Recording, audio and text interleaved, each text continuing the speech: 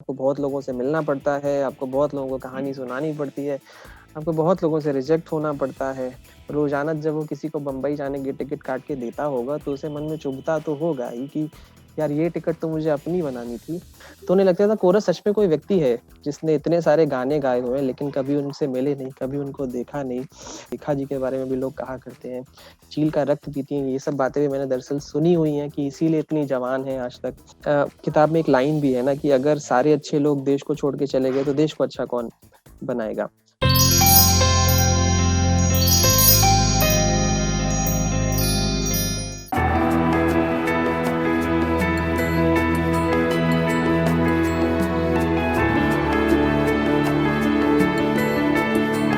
नमस्ते, मेरा नाम सौरभ द्विवेदी है। ये लल्लन टॉप का किताबों से जुड़ा कार्यक्रम है जिसका नाम है किताब वाला। किताब वाला में आज की किताब है पापा मैन। इसे निखिल सचान ने लिखा है और किताब के कवर पर अलग से एक कोष्ठक बनाकर लिखा गया है फिल्म निर्माणाधीन। स्क्रीन पर आपको निखिल सचान नजर आ रहे हैं और निखिल सचान के कई परिचय हैं। पहले वो परिचय जो मुझे इनसे किताब और किताबों की दुनिया से पहले से जोड़ता है। हम दोनों लोग एक ही विद्यालय से पढ़े हैं, कानपुर के दीनदयाल उपाध्याय विद्यालय से। निखिल सचान का दूसरा परिचय है जो इनकी किताब के पहले पन्ने पर है कि निखिल सचान हिंदी के एकमात्र आईआईटी आईआईएम से पढ़े लेखक हैं। ये क्या जलवा है गुरु?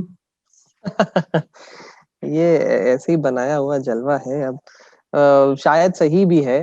तो फिर जब किताब का परिचय लिखा गया था, तो बना दिया गया कि लोगों को लगे कि वजन की बात कहने वाले लोग हैं। अच्छा, और बात खैर सही भी है। फिलहाल मुझे ध्यान में नहीं आ रहा है कि हिंदी में फिलहाल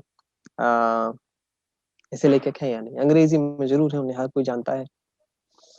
हाँ, उनका भी जिक्र है कि उन्हें हिंदी का चेतन भगत कह दिया जाता है, लेकिन वो खुद को निखिल हम्म। सचान कहलाना पसंद करते हैं, ज्यादा पसंद करते हैं। ज्यादा पसंद करते हैं।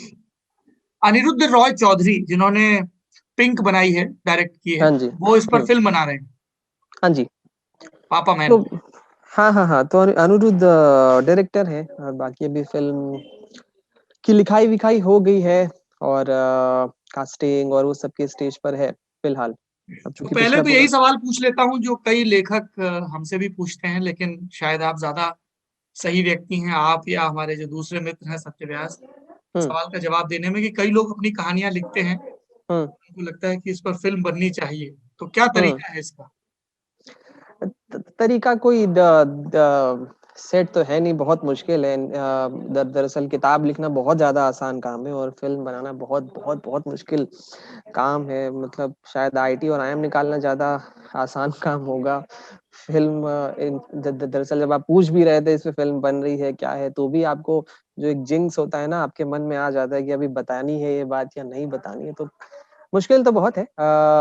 मैंने तो जब ये कहानी लिखी थी, तो पहले दरअसल 70-80 पेज कुछ कहानी लिख गया था, और जब मैं इस पे किताब पूरी कर रहा था, तभी ये कहानी मैंने कुछ प्रोड्यूसर्स को सुना दी थी, और हम्म। उन्हें पसंद आ गई थी। हम किसी और सिलसिले में मिले थे, तो मैंने फिर ये फिल्म लिखना शुरू कर दिया। तो किताब और स्क्रीन पे दोनों साथ साथ ही लिखा है। कैसे का कोई खास जवाब नहीं है। आपको बहुत लोगों से मिलना पड़ता है, आपको बहुत लोगों को कहानी सुनानी पड़ती है, आपको बहुत लोगों से रिजेक्ट होना पड़ता है, और बहुत सारा धैर्य रखना पड़ता है। इसके अलावा कोई और सेट तरीका तो नहीं है, और कई साल इंतजार करना पड़ता है। पापा मैन की कहानी भी कुछ ऐसी ही है, खूब सारा हम्म। धैर्य, खूब सारा इंतजार, और हम्म। बड़ी कमाल की कहानी है। ये मैं दर्शकों से कह रहा हूँ कि मुझे इस किताब को पढ़ते हुए बहुत आनंद आया। मैंने निखिल को जब हम इंटरव्यू के सिलसिले में बात कर रहे थे तो फोन पर भी कहा कि हर बार मैं क्लाइमैक्स पे रो दिया, 2 बार पढ़ी, दोनों बार रो दिया, आंखें भर आई। हम्म। और हम सब लोगों का अपने अपने पिताओं से इसी तरह का एक जुड़ाव है। का रिश्ता है, लेकिन जो पापा मैन के सेंट्रल किरदार हैं, चंद्र प्रकाश गुप्ता जी, जो कानपुर सेंट्रल रेलवे स्टेशन पर टिकट बनाते हैं, हम्म। उनके किरदार को पढ़कर और उनका जो मिट्टू से या छुटकी से रिश्ता है, एक ऐसी ख्वाहिश भी होती है, काश हमारे साथ भी ऐसा होता। लेकिन सबके हिस्से अलग अलग किस्म का प्रेम आता है। हम्म। इस कहानी का बीज कैसे आया दिमाग में? क्या था, मतलब कोई किरदार, कोई घटना, कोई भाव? हम्म। अब देखिए कहानी का बीज तो ऐसे आया कि देखिए हर कहानी में थोड़े-थोड़े हम तो होते ही हैं। जी, हम सब कहीं न कहीं के लिए एक अपनी एक ट्रेन हमारा एक गंतव्य होता ही है जो हम जाना चाहते हैं, पहुँचना चाहते हैं लेकिन किसी न किसी वजह से नहीं पहुँच पाए हैं। सबकी कुछ न कुछ ज़िम्मेदारियाँ होती हैं। जी, तो थोड़ा बहुत बीज तो अ, कुछ अपनी कहानी से, कुछ बाकी लोगों की कहानी से, जितने कलाकार लोग हैं जो कुछ और करना चाहते हैं, लेकिन पैसा, रोटी और ये सब कमाने की ख्वाबों में नहीं कर पा रहे हैं और कुछ और कर रहे हैं। जी। तो वो आपको किस हद तक परेशान करता रहता है, वो आपको कितनी उम्मीदें आपके मन में बोता रहता है कि एक दिन आपको अपनी ट्रेन पकड़नी है। तो दरअसल चंद्र प्रकाश गुप्ता को रेलवे स्टेशन पर बिठाना एक तरीके का मेटाफर था कि एक आदमी जो इतनी सारी टिकटें काटता है, रोज़ाना जब वो किसी को बम्बई जाने की टिकट काट के देता होगा, तो उसे मन में चुभता तो होगा ही कि यार ये टिकट तो मुझे अपनी बनानी थी। मैं अपनी तो कभी नहीं बना पाया। तो बीज ऐसे ही आया था और कानपुर में या कहीं पे भी इस तरीके के हम बहुत लोगों से तो मिलते ही मिलते हैं और ये एक ऐसी चीज़ होती है कि आप कभी भी किसी के सामने ज़िक्र चला दीजिए तो कोई एक कहानी तो ज़रूर सुनाता है कि यार हम भी क्रिकेट बहुत अच्छा खेलते थे। हो सकता है रणजी भी खेल ही जाते लेकिन डायरेक्शन नहीं मिली। जैसे बहुत सारे लोग मुझे भी कहा करते हैं कि हम फलाना काम बहुत अच्छा करते थे लेकिन सही समय पे थोड़ी डायरेक्शन मिल जाती तो ज़रूर कर लेते। तो सबके मन में एक ना एक उलझन तो होती ही होती है। तो कहीं न कहीं हम सबकी कहानी है जो हमारे पीछे से एक बालक गुजर गया उलझन में, शायद उसको बुला लिया गया कि तुम फ्रेम में आ रहे हो। हाँ, नहीं मैं एक लाइब्रेरी में बैठा हुआ हूँ। पढ़ने आ गया था, तो इस वज़ह से वो बालक पीछे से निकल गया। अच्छा। एक आपने ज़िक्र किया, ये प्रश्न भी खूब पूछा जाता है कि लिखने के लिए पढ़ना कितना हाँ, ज़रूरी है? पढ़ना, कितना पढ़ना, क्या हुँ, पढ़ना? ये सवाल भी खूब पूछते हैं एस्पायरिंग राइटर्स। बिल्कुल। अब पढ़ना देखिए बहुत ज़्यादा ज़रूरी तो है ही। पढ़ना इसके लिए भी बहुत ज़्यादा ज़रूरी है कि फिर लिखाई तब तक सुधरती नहीं है। अगर आप जितना हम जितना अच्छा खाते हैं जितना अच्छा ओढ़ते-पहनते हैं वो कहीं न कहीं निकल कर ही आता है। तो अच्छी किताबें नहीं पढ़ेंगे तो आपकी लिखाई उतनी तो सुधरती नहीं है। तो मैं तो बहुत ज़्यादा पढ़ता हूँ। अ, कोशिश रहती है कि स स ना सिर्फ़ हिंदी की किताबें पढ़ी जाएँ, अंग्रेज़ी की किताबें भी हों, सिनेमा देखा जाए, दुनिया भर का सिनेमा देखा जाए, तो उससे एक पर्सपेक्टिव डेवलप होता है। अच्छा। सिलेबस से इतर निखिल सचान ने पहली किताब कौन-सी पढ़ी थी?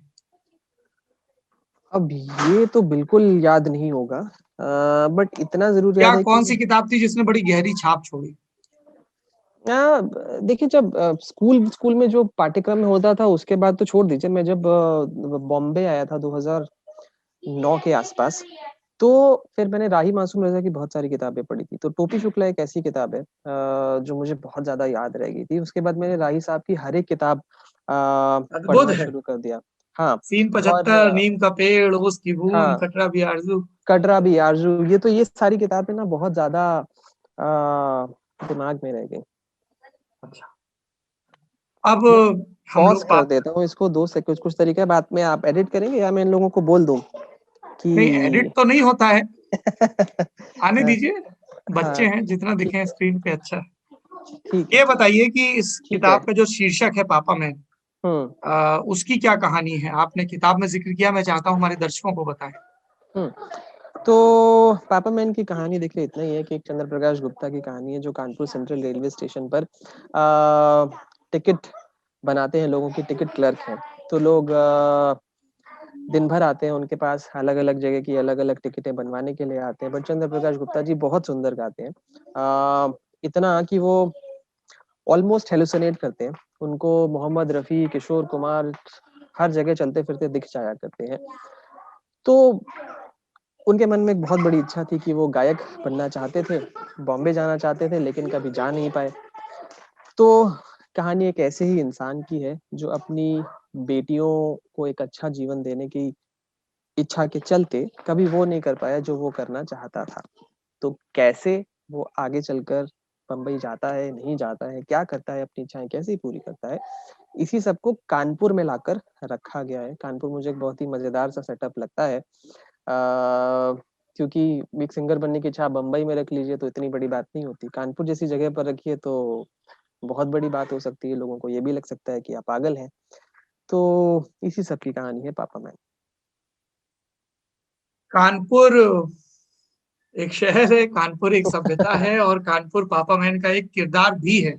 बिल्कुल, जिस तरीके से बार बार कानपुर आता है, क्योंकि हम और आप दोनों ही उस शहर से जुड़े हैं, तो बिल्कुल। चाहे वो इसमें वो गुटके वाला जोक जोक आता हो, या फिर आखिरी में, बिल्कुल आखिरी में किरदार का हुँ। फाइनली गुटखा थूक कर कुछ कहना, तो हाँ, हाँ, लिखते हाँ। वक्त ये चीजें थी कि जो जिसको सो कॉल्ड कनपुरिया बकैती कहते हैं, वो खूब आती है और बड़े सहज रूप से आती है किताब। बिल्कुल, तो द देखिए चूँकि मुझे कानपुर और बनारस ये 2 शहरों से बहुत ज़्यादा लगाव है। तो पिछली किताब में यूपी 65 में चूँकि बनारस की बहुत ज़्यादा बात हो चुकी थी, इस किताब में कानपुर को मैंने दिया क्योंकि मुझे लगता है कि मेरे होने में इन दोनों शहरों का बहुत ज़्यादा बड़ा योगदान तो है ही। तो कानपुर से बहुत ज़्यादा लगाव था, जुड़ाव था और मैं चाहता था कि अगली किताब कानपुर पर ज़रूर की जाए क्योंकि वहाँ से जो विशुद्ध किरदार निकल के आते हैं, वो कहीं और आपको इतनी आसानी से नहीं मिलते और ऐसे किरदार दरअसल कहीं और मिल ही नहीं सकते। इनफैक्ट मेरा बहुत मन था कि ये जो कानपुर के टेम्पो हैं, जो गणेश हैं, जो कहीं और नहीं पाए जाते, जहाँ पे मोहम्मद अजीज़ और शब्बीर कुमार के गाने चला करते हैं। इनकी बातें होनी चाहिए ही थी क्योंकि हमने स्कूल जाते-जाते 7 साल ये गाने बहुत सुने हुए हैं। हम ऐसे मिश्रा जी जैसे किरदारों से मिले ही हुए हैं कि जो प्रलय आने पर भी शायद गुटखा नहीं थूकेंगे। हम ऐसे बहुत सारे बालकनी अंकल से मिले हुए हैं कि जो जिनका लड़का भले ही 10वीं या 12वीं में फेल हो जाए, वो इस बात से ज़्यादा खुश होते हैं कि किसी और का लड़का सादा तलब खाने लग गया है। तो इसके लिए एक तरीके से कानपुर बहुत बड़ा किरदार है इस किताब में और एक तरीके से कानपुर को जो वापस देना था तो वो भी है एक तरीके से। अच्छा, अ, इसमें आईआईटी का भी खूब जिक्र आता है और एक बहुत ही शानदार इनोवेशन का जिक्र आता है। हुँ, इन चीजों से थोड़ा कई आपको एनरिच रेफरेंस तो मिल ही जाते होंगे कि आप खुद आईआईटी में पढ़े हैं, वहां पे आपने देखे, जैसे हुँ। नील का किरदार है, हम लोग सुनते हैं कुछ बड़े स्नॉबिश से एंग्लोफाइल से लोग भी पहुंचते हैं आईआईटी, और कुछ हाँ, बड़े हाँ। देसी भी पहुंचते हैं, तो एक अलग किस्म का टकराव और जुड़ाव होता है। हाँ, तो आईआईटी का रेफ़रेंस वहाँ से तो आ ही जाता है। आईआईटी में पढ़ने से भी आ जाता है और ये जो पूरा किरदार नील का या पिंटू का था, तो दरअसल मैं ऐसे लोगों की कहानी भी कहना चाहता था जो भले ही उसमें आईआईटी की कहानी कही गई है, लेकिन जो आईटीआई बनाम आईआईटी की लड़ाई होती है ना कि जिसमें एक आई ही इधर-उधर है। तो कहानी ऐसे लोगों की थोड़ा ज़्यादा कहना चाहता था कि जिन्हें मलाल रह गया कि हम आईटीआई में गए थे। अगर आईआईटी गए होते तो शायद दुनिया अलग होती। हम्म। लेकिन ऐसा नहीं है कि जो आईटी वाले लोग हैं वो एक ओरिजिनल थिंकिंग नहीं रख सकते। तो इसके लिए पिंटू का किरदार मुझे बहुत ज़्यादा पसंद था कि एक ऐसा आदमी जो भले ही कटिया मारता हो लेकिन उसका दिमाग बहुत शातिर है, दिमाग बहुत तेज़ चलता है और वो ऐसा इनोवेशन कर सकता है जो शायद आईटी में रहने वाले बच्चे भी नहीं कर सकते। बढ़िया। इसमें जो मुझे व्यक्तिगत रूप से सबसे दिलचस्प किरदार लगा, जिसका मैंने एक दो जगह संगतों में जिक्र भी किया, हुँ। वो किरदार है उस सो कॉल्ड पागल का, और उसका वो हाँ, हाँ। ध्येय वाक्य, जीवन नश्वर है। जीवन नश्वर है। बिल्कुल इसका एक बहुत छोटा-सा वजह है जो शायद आप जानते भी होंगे। म म मैंने आपको बताया भी था कि बीच में कुछ समय थे जब मेरी तबीयत बहुत ज़्यादा नासाज थी। थोड़ा-सा एक समय रह चुका था जब मुझे लगने लगा था कि शायद मुझे कुछ बीमारी हो गई है। मैं बहुत सारे डॉक्टर्स के पास जाता था, क्या है, क्यों है? लेकिन कुछ हुआ नहीं था। तो उस दौरान मैंने बहुत कुछ सोच डाला कि इंसान की ज़िंदगी मान लीजिए कल को आपको पता चले कि बहुत ज़्यादा दिन की ज़िंदगी नहीं बची है, तो क्या? अ, तो इसके लिए किताब शुरू भी एक ऐसे ही दृश्य से होती है जिसमें चंद्र प्रकाश गुप्ता को लगता है कि वो मर गए हैं। उनके घर लोग आए हुए हैं, उनके बारे में कुछ बात कहने के लिए, लेकिन उन्होंने कुछ भी उल्लेखनीय काम नहीं किया, तो लोग बस यही कहते रहते हैं कि चंद्र प्रकाश गुप्ता जी बड़े भले आदमी थे। इनकी लाई हुई बैंगन में, लौकी में आज तक कीड़ा नहीं निकला। ये स्कूटर झुका के स्टार्ट करते थे, तो एक बार में स्टार्ट हो जाता था। इन्हें ट्रिग्नोमेट्री का वो एग्ज़ैक्ट कोड पता था, जिस पे वो झुकाने से वेस्पा स्कूटर स्टार्ट हो जाता था। तो ये सब बातें दिमाग में बहुत थी कि हम दरअसल ये बात सोचें कि जीवन अगर छोटा है और कल को पता चले कि बहुत ज़्यादा दिन का जीवन नहीं बचा है, जीवन नश्वर है, तो हम क्या देकर जाएँगे इस दुनिया की? हमें लोग क्या किस बात के लिए याद रखेंगे? इसके लिए वो पागल का एक किरदार था जिसे हर कोई पागल समझता है, लेकिन आप उसे करीब से देखें तो शायद वही अकेला इंसान है जो पागल नहीं है, क्योंकि वो जान चुका है कि जीवन नश्वर है, और हम पागल ना होके भी नहीं जान पाए हैं कि जीवन नश्वर है। अच्छा। इसमें कई तरह के डर हैं जिनका किरदार एक एक करके सामना करते हैं। जैसे सुलेखा, चंद्र प्रकाश जी की पत्नी, जिनको चाय खौलाती हुई पड़ोसन समझा देती हैं कि अंगूर और किशमिश का फर्क क्या है, और तुम जरा अपने पति को लुभाओ। Mid life crisis. सुलेखा जैसे किरदार तो मुझे लगता है कि कानपुर में हर तीसरे घर में मिल जाते हैं, जिनका जो एक कहते हैं, जो एक टिपिकल मिडिल क्लास या टिपिकल लोअर मिडिल क्लास घर की औरतें होती हैं, तो वो तो हर तीसरे घर में मिल जाते हैं, जिनकी दोपहरें चाय के साथ शुरू होती है, समोसों के साथ आगे चलती हैं, फिर दिन भर घर के काम धाम में वो खटती हैं, अपने पति की परछाई है। तो ये किरदार वहीं से आया था, सुलेखा का किरदार, मिश्राइन का किरदार। तो मुझे बहुत करीब है सुलेखा का किरदार। मैंने ऐसी बहुत सारी सुलेखाएं देखी हुई हैं कानपुर में, बनारस में, कहीं ना कहीं हमारी मामियाँ, चाचियाँ, मौसियाँ, तो बहुत सारी सुलेखाएं हमने देखी हुई हैं ऐसी। एक किताब की रोचक चीज मुझे निखिल ये भी लगी कि इसमें कई, हम लोग जैसे कहते हैं ना कि यूं ही चलते चलते ज्ञान की बातें फटकार दी जाती है, फटकार दी जाती है। जैसे एक्ट्रेस रेखा का जिक्र हो रहा था, कोई कहता रहे वो तो अश्वत्थामा की बहन है। ये दरअसल मुझे किसी ने कहा है, मैं भूल गया किसने बोला था, बट इस तरह की बातें मैंने कानपुर में बहुत सुनी है कि लोग दरअसल बहुत मीन करके कहते हैं, ऐसा नहीं कि वो बहुत भोलेपन में कह गए हो, वो दरअसल ये बातें मानते हैं। जैसे कानपुर में एक सज्जन मुझे अक्सर कहा करते थे कि हम बॉम्बे जाएंगे तो हमें कोरस से मिलना है, क्योंकि उन्होंने हर कैसेट में साइड ए और साइड बी में उदित नारायण, अलका याग्निक, कविता कृष्णमूर्ति के साथ एक नाम देखा था, कोरस। तो उन्हें लगता था कोरस सच में कोई व्यक्ति है जिसने इतने सारे गाने गाए हुए हैं, लेकिन कभी उनसे मिले नहीं, कभी उनको देखा नहीं। इसी तरीके से ऐसी भोली भाली बातें थी जो कानपुर में चला करती हैं। रेखा जी के बारे में भी लोग कहा करते हैं चील का रक्त पीती हैं, ये सब बातें भी मैंने दरअसल सुनी हुई हैं कि इसीलिए इतनी जवान है आज तक। चील का रक्त पीती है, बाप रे। हाँ, इसी वजह से जवान है। तो ये सब चीजें तो कई बार टहलते घूमते ही कानपुर में कोल्ड ड्रिंक और समोसे के साथ प्रसाद की तरह मिल जाया करती है। और वैसे ही जिक्र आता है कि रफी का गला कैसे सुधरा। हाँ, ये कहानी मैंने लगता है शायद उदय प्रकाश की एक कहानी जी है। जी जी। हाँ, वहां पर पढ़ी हुई थी, तो दरअसल शायद वहां से मेरे दिमाग में रह गई होगी। और एक्चुअली मेरा एक बहुत सारे लोग ऐसा मानते भी है, मेरा एक दोस्त है जो मोहम्मद रफी को बहुत ज्यादा पसंद करता है, तो वो भी ऐसे कहता है, मतलब वो भी ये कहानी कहा करता था कि किसी आदमी का गला यूं ही इतना अच्छा तो नहीं हो सकता, कोई कुदरत का चमत्कार रहा होगा, तभी उसका गला इतना अच्छा रहा होगा। और आज के दौर के तमाम जरूरी विमर्शों की तरह आपके उपन्यास में नेहरू जी भी हैं। वो तो उनका होना हर जगह, वो सार्वभौमिक है, वो कहीं ना हो ऐसा तो हो नहीं सकता, क्योंकि हम जिस तरीके के राजनीतिक काल में रह रहे हैं, तो वो तो सार्वभौमिक है, तो उनका होना ही था। वो मेरी किताब को बचाने के लिए भी हो सकता है, किताब में हो सकते हैं, किताब में जो भूल चूक रह गई उन्हें हम नेहरू जी के मत्थे मढ़कर आगे बढ़ सकते हैं। अच्छा, एक और बहुत ही चर्चित प्रसंग था, आपने, ये दिलचस्प है कि राही मासूम रजा का जिक्र किया। उनके लेखन में उनका समय खूब आता है, और बाद में उदय जी का जिक्र किया, वो तो जोर दे के रेखांकित करके कहते हैं उदय जी हर उसमें कि ये वही समय था जब ऐसा हो रहा था, वैसा हो रहा। हाँ, और आपके इस उपन्यास में मुंह नोचवा का भी प्रसंग आता है। हाँ, हाँ, तो मुझे दरअसल ये लगा था कि मुंह नोचवा एक ऐसी चीज है कि कानपुर की कहानी और उसमें मुंह नोचवा का जिक्र ना आए, दरअसल वो है तो आज के समय से कुछ पहले की बात, बट फिर भी मैंने थोड़ा टाइमलाइन से छेड़छाड़ करके उसे इसमें डाल दिया था, क्योंकि मैं उसे छोड़ना नहीं चाहता था, क्योंकि वो एक ऐसा समय था जो मुझे भुलाए नहीं भूलता है कि आप रोज सुबह उठ रहे हो और अखबार खोल रहे हो और अखबार के पहले, दूसरे, तीसरे, चौथे पेज पे सैकड़ों लोगों की फोटो है जिनका मुंह नुच गया है, कोई कीड़ा काट गया है और उस पर परिचर्चा चल रही है।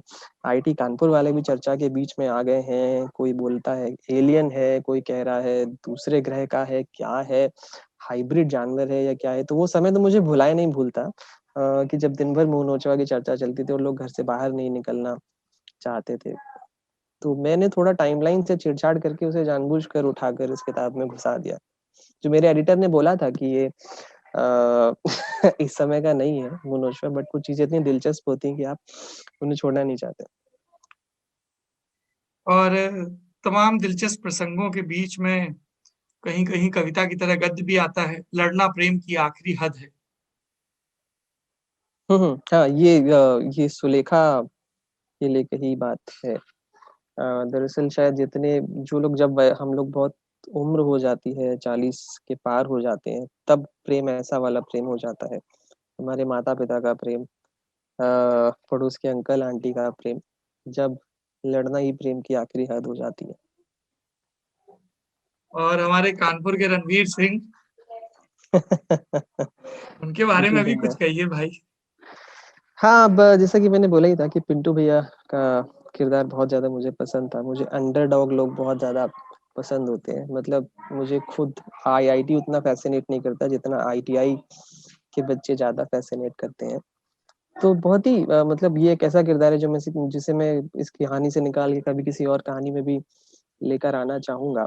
कि एक ऐसा इंसान जो बहुत ही प्यारा सोचता है, भले ही बड़े कॉलेज नहीं गया, भले ही खाली कटिया मारा, लेकिन सोचता बहुत प्यारा है। जो छोटे छोटे जुगाड़ करने वाले लोग होते हैं, जो तांगे में बैलगाड़ी फिट करके एक हाइब्रिड जुगाड़ बनाना जानते हैं, जो पंखे में अंगूर फंसा के, जैसे जैसे पंखा घूमता है तो कैरम खेलते हुए अंगूर खा सकते हैं एक राजा की तरह। तो ये किरदार बहुत ही फैसिनेटिंग था मेरे लिए, और कोशिश करूंगा कि एक किसी एक कहानी में स्पेशली सिर्फ और सिर्फ पिंटू को डेडिकेट करते हुए जरूर लाना चाहूंगा। एक और बहुत परिचित किरदार होता है, पिछले दिनों प्रधानमंत्री नरेंद्र मोदी जब सदन में बोल रहे थे तब उन्होंने भी जिक्र किया, रूठे हुए फूफा का किरदार। हाँ, तो चूंकि ये कहानी शुरू होती है शादी से, जी। और किताब की शुरुआती कुछ पन्ने शादी के पृष्ठभूमि के साथ साथ चल रहे हैं, तो शादी की बात हो, रूठे हुए फूफा की बात नहीं हो, ऐसा तो हो ही नहीं सकता। तो उनका तो होना बहुत ज्यादा लाजमी हो जाता है। एक बात बताइए, चंद्र प्रकाश जी का मिट्टू और छुटकी के साथ जैसा रिश्ता है हम्म, अपनी दोनों बेटियों के साथ, ये हमें अमूमन देखने को क्यों नहीं मिलता है? ये अभिलाषा के स्तर पर ज्यादा रहता है हमारे मन में हाँ, कि बेटियां पापा मैन हैं, जैसे बैटमैन थे आपने जिक्र किया, और अभिलाषा के दोस्त स्तर खूब पे हैं। मिलता है, इसीलिए तो फिर हम लोग किताबें पढ़ते हैं और फिल्में देख लेते हैं। ये असल जीवन में जो नहीं हो पाता वही हमें ज्यादा जानने की इच्छा होती है। बट मुझे लगता है ये थोड़ा जनरेशन दर जनरेशन का फर्क है। मतलब मैं ये बात अक्सर कहता हूँ कि जो हमारे दादाजी लोगों की जो जनरेशन हुआ करती थी, बहुत ही मजेदार बात है ये कि मतलब तब अगर आपके घर में कोई लड़का है या लड़की है, आप उससे लाड जताएंगे तो इसे बहुत ही सेल्फिश एक्ट माना जाता था। तो लोग बिल्कुल। पड़ोसियों के बच्चों से ज्यादा प्यार दर्शाया करते थे। फिर मेरे पिताजी लोगों की जो जनरेशन है, उनके साथ भी ये बात थोड़ी बहुत जरूर चली, क्योंकि जॉइंट फैमिलीज हुआ करती थी। तो लोग चाहते थे कि दूसरों के बच्चों के साथ भी ज्यादा प्यार दिखाया जाए, नहीं तो लोग ये मानते थे कि आप सिर्फ अपने परिवार में पड़े रहते हैं। एक तरीके से नेगेटिव कोनोटेशन था। तो जनरेशन दर जनरेशन ये बात बदल रही है। अब जैसे मेरी भी एक बेटी है, तो मैं तो बिल्कुल ये कोशिश ही करूंगा कि जैसा चंद्र प्रकाश गुप्ता और छुटकी के बीच की जो इक्वेशन है वही है। तो मुझे लगता है कि ये थोड़ा एक जनरेशन आगे वाली बात हो सकती है। तो चीजें बदलती रही हैं, लेकिन हमारी आपकी जनरेशन के जो पिता हैं बिल्कुल वैसे ही हैं जो मिट्ठू और चंद्र प्रकाश गुप्ता है। हमारी जनरेशन निखिल एक और संशय से गुजरती है, हम्म, जिस संशय से छुटकी और तनु गुप्ता गुजरती हैं, आईआईटी और फिर आईआईटी से एमआईटी में। पिछले दिनों एक इंडियन एक्सप्रेस में रिपोर्टर है रितिका चोपड़ा, उनकी बहुत दिलचस्प रिपोर्ट पढ़ रहा था, आई ओपनिंग रिपोर्ट, जिसमें बताया गया था कि 10th 12th के ज्यादातर जो टॉपर हैं, बोर्ड टॉपर, हम्म, वैसे ज्यादातर विदेश में हैं। तो उस समस्या को भी छुआ है आपने। हाँ, बिल्कुल छूना चाहा है क्योंकि ऐसा होता भी बहुत ज़्यादा है और मैं चाह रहा था कि उस पर कोई बात कहे कि ऐसा क्यों होता है अक्सर कि जब हम कुछ बहुत अच्छा करना चाहते हैं या हम कोई बहुत बड़े इनोवेशन की बात करना चाहते हैं तो हमें लगता है कि वो हिंदुस्तान में नहीं हो सकता। एक बहुत ही अच्छी वेबसाइट है जो बहुत फॉलो किया करता हूँ, बेटर इंडिया। तो उसपे इस तरीके के लोगों की बहुत बात होती है कि जो कुछ तो ग्रास रूट लेवल पे बहुत अच्छा काम कर रहे हैं, अपना सब कुछ छोड़-छाड़ के विदेश से हिंदुस्तान वापस आ गए और बहुत अच्छा ग्रास रूट लेवल पे काम कर रहे हैं। तो वो बात कहीं न कहीं दिमाग में थी कि किताब में एक लाइन भी है ना कि अगर सारे अच्छे लोग देश को छोड़ के चले गए तो देश को अच्छा कौन बनाएगा? तो वो बात कहना चाहता था। कहीं न कहीं ये जो ब्रेन ड्रेन की समस्या है, उसे छूना चाह रहा था मैं। निखिल, किताब लिखते वक़्त, उपन्यास लिखते वक़्त इस तरह का रहता है मन में कि ये स्क्रीन प्ले में कैसा होगा? उस चीज़ का दबाव या इंस्पिरेशन स्ट्रक्चर के अ लेवल पे, किरदारों के लेवल पे, डेवलपमेंट के?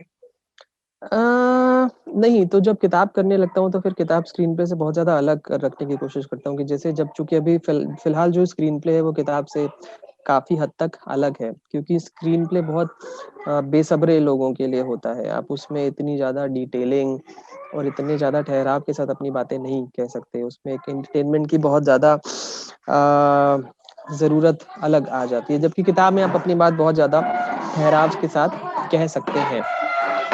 तो स्ट्रक्चर किताब का मैंने किताब के तरीके रखने की कोशिश की है और उसको थोड़ा ठहराव के साथ लिखा है। वो स्क्रीन प्ले से बहुत ज़्यादा अलग है। बट हाँ, मैं एक बेसिक एलिमेंट हमेशा ये याद रखता हूँ कि अगर मुझे उस किताब पर फ़िल्म करनी है, तो उसमें एक वो अपील होनी चाहिए कि जो फ़िल्म जब बने तो जो एक वन लाइनर होता है ना, जिसके लिहाज़ पे कोई फ़िल्म बनाना चाहेगा, तो वो एलिमेंट ज़रूर होना चाहिए उसमें। अच्छा, क्योंकि इस किताब के जो लीड प्रोटैगनिस्ट हैं वो संगीत में बहुत दिलचस्पी रखते हैं। हुँ। आपको अपने स्तर पर कितना रिसर्च करनी पड़ी या आप भी दिलचस्पी रखते हैं पुराने गानों में? अ, दिलचस्पी है बट इतनी बहुत ज़्यादा जानकारी नहीं है। बट हाँ, मुझे मोहम्मद रफ़ी बहुत ज़्यादा किशोर कुमार 2 लोग बहुत ज़्यादा पसंद हैं। तो जब ये कहानी कर रहा था, मैं मोहम्मद रफ़ी के बारे में बहुत ज़्यादा पढ़ने की कोशिश कर रहा था। उनके बारे में बहुत एनेक्डोट्स जानने की कोशिश कर रहा था। उनकी थोड़ा बहुत बायोग्राफ़ी के आस-पास भी छानबीन करने की कोशिश करी, क्योंकि मैं उन्हें किताब का एक बहुत ज़्यादा बड़ा हिस्सा बनाना चाहता था, क्योंकि जैसा किताब के आप कवर पे भी देखेंगे उसमें मोहम्मद रफ़ी भी हैं और किशोर कुमार दोनों लोग हैं। तो मैं चाह रहा था कि इस किताब का एक बहुत बड़ा हिस्सा ये दोनों के दोनों लोग हों। अच्छा, और किताब का वो हिस्सा भी बहुत मार्मिक है जिसमें वो चंद्र प्रकाश जी बैंड बाजे वालों को समझाने लगते हैं कि बेटा सुर ऐसे बाँधो। हाँ, हाँ, हाँ, हाँ। तो वो वही बात हुई थी कि मैं दिखाना चाहता था कि एक किरदार अगर इस हद तक म्यूज़िक से ऑब्सेस्ड हो जाए कि वो बैंड बाजे में भी गाने के लिए तैयार हो जाए, तो वो दृश्य दरअसल मेरे भी बहुत ज़्यादा करीब है भी। कि आपका ऑब्सेशन आपको इस हद तक लेके जाए कि फिर आपके लिए कोई काम छोटा नहीं है। मतलब अगर एक अच्छा गाने वाला इंसान स्टेज पर गाता है वर्सेस बैंड बाजे में गाने लग जाए, लेकिन गाता इतनी ही हसरत के साथ है तो कैसा लगेगा? ऐसा लगेगा। वैसा ही लगेगा जैसा चंद्र प्रकाश जी को आखिर में उस गैराज में जाके लगता है। हाँ। वो पूरी किताब की धुरी है मेरे ख़्याल से। उस रूपक के धुरी तौर पर भी वो दिलचस्प है। बहुत ज़्यादा मतलब हम लोग जब फ़िल्म का भी डिस्कशन किया करते थे तो लोग आप कहते हैं ना कि मतलब 1-2 सीन ऐसे होने चाहिए कि जो स पूरी फ़िल्म के सबसे अच्छे सीन हो, तो हमेशा हम लोग उसी सीन की बात किया करते थे, कि ये एक ऐसा सीन है जो लोगों को कई साल याद रह जाए। या हुँ, ये लोगों को रोने पर मजबूर कर दे। बढ़िया। तो अब पापा मैन आ गई है लोगों के बीच। अब अगले किस अ, कविता आपकी अभी तक कविताओं की किताब नहीं आई निखिल बाबू। कविताओं की हाँ, नहीं आई, मैं थोड़ा कविता लिखना अभी थोड़ा सीख ही रहा हूँ। तो मैं कविता थोड़ा धीरे-धीरे ही करना चाह रहा हूँ क्योंकि मुझे लग रहा है कि थोड़ा समय और बीत जाए तो कर लूँ और अभी इधर बीच कविता लिखना थोड़ा-सा छूट भी गया है। जब बहुत सुकून नहीं होता है जीवन में तो आप कहानियाँ ज़्यादा लिखने लगते हैं। कविताएँ थोड़ा-सा बैक सीट ले लेती हैं। जब और ज़्यादा सुकून आ जाएगा तो सिर्फ़ कविताएँ क करूँगा ऑल्दो कविताएँ बहुत ज़्यादा लिख रखी गई हैं। कविता की किताब हो भी सकती है बट मुझे थोड़ा और समय चाहिए। तो 4 किताबें तो हो गई हैं, बट अभी फ़िलहाल किसी किताब पर नहीं काम कर रहा हूँ। थोड़ा एक आधा फ़िल्म पर ही फ़ोकस चल रहा है। जब समय मिलेगा तो उसके बाद फिर अगली किताब की ओर बढ़ा जाएगा। अच्छा, कई दर्शक हमसे पूछते हैं किताब वाला में भी और अलग से भी कि कौन-सी किताबें पढ़नी चाहिए? निखिल हुँ। सचान कौन-सी किताबों को पढ़ने की सलाह देंगे? मैं लेखकों के नाम बता देता हूँ, फिर मुझे लगता है उनकी कुछ ऐसे लेखक हैं कि जिनकी कुछ भी किताबें आप उठा लीजिए, बहुत अच्छी ही हैं वो किताबें। तो जैसे मैंने शुरुआत में राही मासूम रज़ा का नाम ले ही लिया था, उनकी तो मैं सारी किताबें पढ़ ही गया हूँगा। दूसरा नाम उदय प्रकाश है, जिनकी शायद ही कोई किताब मैंने छोड़ी हो। तीसरा नाम फिर विनोद कुमार शुक्ल का हो जाता है, जिनकी शायद ही कोई किताब आपको छोड़नी चाहिए।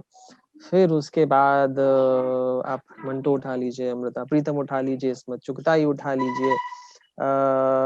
बड़ी लंबी लिस्ट है। थोड़ा बहुत अगर आप अंग्रेज़ी पढ़ना चाहें तो जोसेफ हेलर की किताबें पढ़ सकते हैं। सलमान रश्दी बहुत ज़्यादा पसंद है।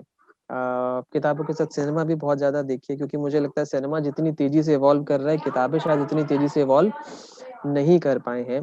सिनेमा देखना चाहें तो माजिद माजिदी का सिनेमा ज़रूर देख सकते हैं। अंग्रेज़ी छोड़ें, इरानियन सिनेमा की तरफ बढ़ें। तो बड़ी लंबी लिस्ट है। अपने समकालीनों में किसी को पढ़ते हैं आप? पसंद करते हैं? अ, समकालीन में मतलब चूँकि मैंने जितने ज़्यादा बड़े-बड़े नाम ले दिए हैं, तो मैं समकालीन का नाम ले दूँगा तो मैच नहीं हो पाएगा। तो इसके लिए समकालीनों को पढ़ते हैं, पसंद करते हैं, बट चूँकि मैंने इतने ज़्यादा बड़े नाम ले दिए हैं, तो इसलिए समकालीनों को उनके बराबर नहीं खड़ा करूँगा। बट बाकी जितने समकालीन हैं, वो इतने यार दोस्त हो गए हैं कि उनकी किताबों को क्या ही क्रिटिकली एनालाइज़ किया जाए। कोई किताब पढ़ के ऐसा लिखा हो लगा हो कि काश ये मैंने लिखी होती या यार ये ऐसा ही लिखना है। ऐसा आता है भाव कभी मन में?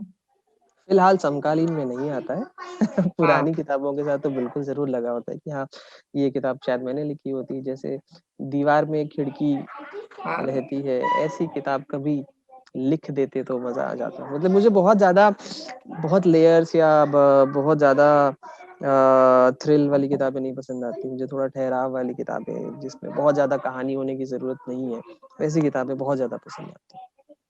चलिए आप निखिल बाबू इस तरह से ही रचते रहिए, लिखते रहिए और किताब वाला में मेरे ख्याल से हम पहली दफ़ा बात कर रहे हैं। इससे पहले एक बार अड्डे पे बात हुई थी। हाँ, पहली दफ़ा ये बात हो रही है। आपने यूपी 65 रिव्यू की हुई है, बट उसमें हम दोनों बात नहीं कर रहे थे। वो आपने खुद से रिव्यू की हुई थी। तो हाँ, किताब वो वाला में हम पहली बार ही बात रिव्यू कर था, रहे थे। ये बातचीत का शो है। आप हाँ, इस शो में आए इसके लिए आपने समय निकाला। निखिल सचान बहुत-बहुत शुक्रिया। स्वस्थ रहें, सानंद रहें और यूँ ही सृजन करते रहें। हाँ, बहुत-बहुत शुक्रिया। बहुत लंबे समय से अपनी बात अटक रही थी, जी। बट अच्छा हुआ मिले। पीछे एक लापता की फ़ोटो लगी, मैं बराबर उसको देख रहा हूँ। हाँ, सोच रहा था पूछूँगा इसके बारे ये में, कई आपकी लोगों फ़ोटो ने है? दरअसल पूछा भी है कि ये क्या है? कई लोगों ने हाँ, ऐसे ही किताब वाला के और दूसरे के हुँ। ये हमारे दफ्तर के साथियों ने हमारी तस्वीर लगा के बनाया था। हम मैं पहली वही दफ़ा जब सोच ही छुट्टी रहा पे था। गए अच्छा। तो और बढ़िया। इनफैक्ट किताब वाला कर रहा हूँ, कई लोग पूछते रहते हैं कि रेगुलर क्यों नहीं आता है? हाँ, देखिए एक इस पन्ने पर वो किताबें लिखी हैं जिनके मुझे रिव्यू करने हैं। एपिसोड हाँ, और अच्छा, अभी इसमें ये समझिए कि 18 लिखी हैं जिसमें आपकी चौथी किताब है जिस पे टिक लग गया है। नहीं, अच्छा। चौथी नहीं। हाँ, ये एक तीसरी किताब है हुँ, जिस पे बातचीत हो गई है। अभी बहुत सारी बाकी हैं। बाकी रह गई है। तो ये मैंने हुँ, टाँग के रखी है कि भाई जैसे ही समय बर्बाद ना करो, पढ़ते रहो क्योंकि बहुत सारे लोगों से गुफ्तगू हुँ, करनी है।